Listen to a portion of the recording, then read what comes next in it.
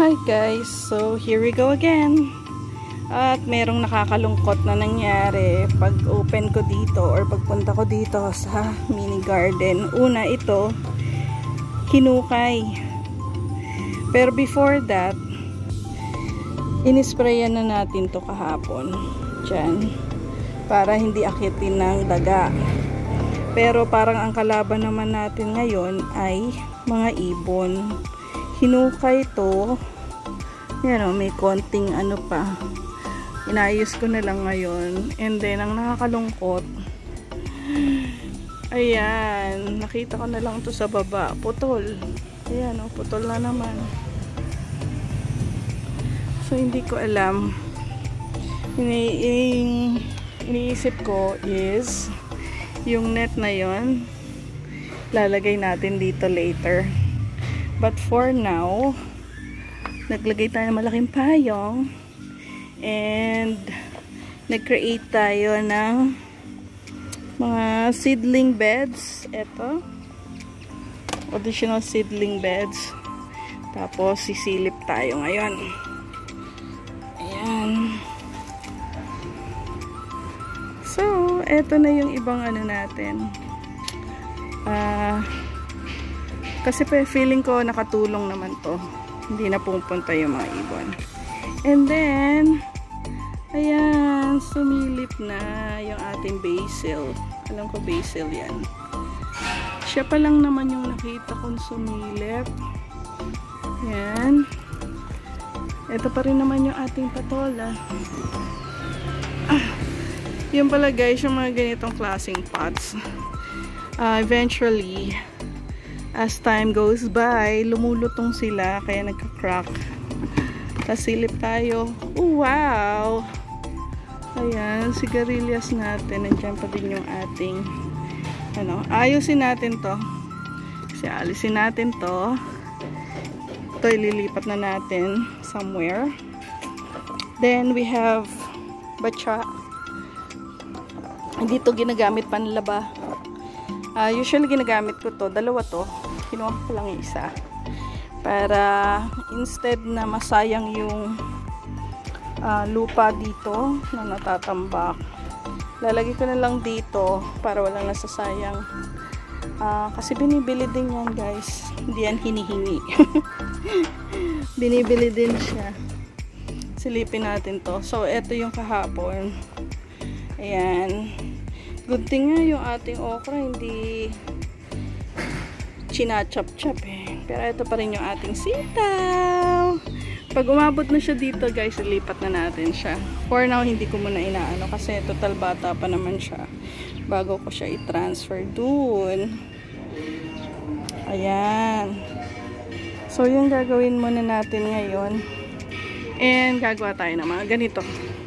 Ayan, kasi meron pa doon. Tapos, yun, yung nakikita nyo dun sa malayo na nakakabit doon, alisin na natin yung lupa nun. Tapos dito na natin siya dadalhin. Diyan natin kakabit. Yan, so balitaan ko na lang muna kayo later. Naglilipat na tayo ng mga seedling bed, ng soil sa seedling bed natin. Ayan, or seedling pot. Ayan. So, eto na guys yung gagawin natin. Loam soil siya. Ayan. Tapos, gagamit tayo ng mga seedling pots. Na ang ginawa natin dito guys ay binutas-butas natin ng iron rod or ironing rod. Ayan. Para mas madali siyang i-transfer, yun yung advantage niya. Natatransfer siya kagad, hindi mo na siya kailangang hukayin. So, parang ganyan. Yan. So, balikan ko kayo ulit. Naglilipat na tayo ng mga seedling bed, ng soil sa seedling bed natin. Ayan. Or seedling pot. Ayan. So, guys, ito na yung development. One is, ayan, nagtanim tayo ng pechay ulit. And ilalagay natin dito. Tapos ito transfer natin to into some pots like this. or hanging plants.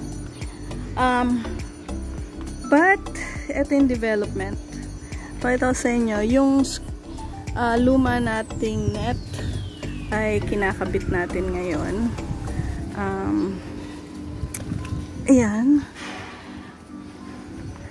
Ayan.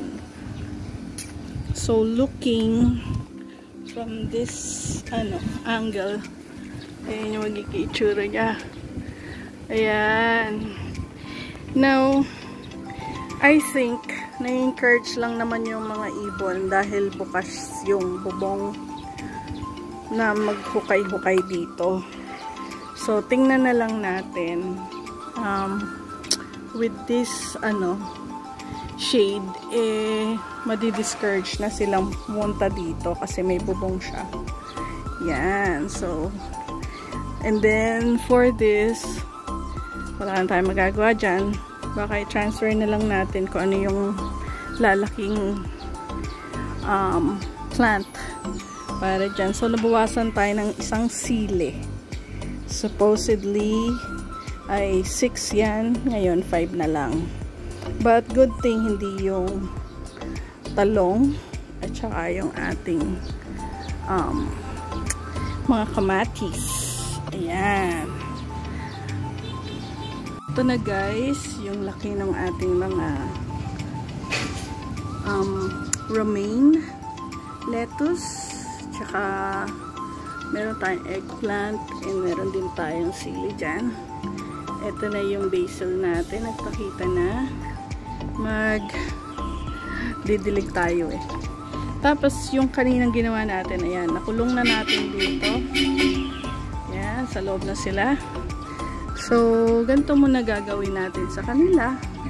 At the meantime, bago natin sila i-transfer.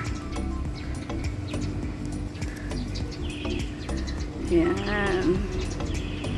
Para hindi lang masira yung kung saan man sila nakatanim. Tapos, antayin natin na sumilip sila. Kagaya nito. Yan. Tapos pag malaki na sila, tsaka natin sila transfer. Naririnig nyo ba yun guys? Ang dami kasing ibon dito. Yun o. Oh, naririnig nyo ba? Pero sabi nila, pagka maraming ibon, ibig sabihin, nasa-sense ng animal na it's a peaceful and safe place. Oh, trivia yan, ha? Tapos, another thing, guys, is nung nanonood ako sa YouTube, yung mga vegetable pala, yung mga sakit na nakukuha ng halaman, yung mga kumakain sa halaman, mismo sa lupa galing. So, yung mga leafy vegetables natin, iaangat natin. So, kagaya niyan, gumawa tayo ng kakabitan. And, again, itong ating net ay para lang hindi puntahan ng ibon. Yung ating mga plants. Pag malalaki na sila na need nila i-transfer, tsaka na lang natin sila ita-transfer. Pero, as of this time, try pa rin natin. Meron pa tayong mga ilang lalagyan dito. Try ko na i-transfer to. Okay? So, yun na lang muna guys. See you again. Bye!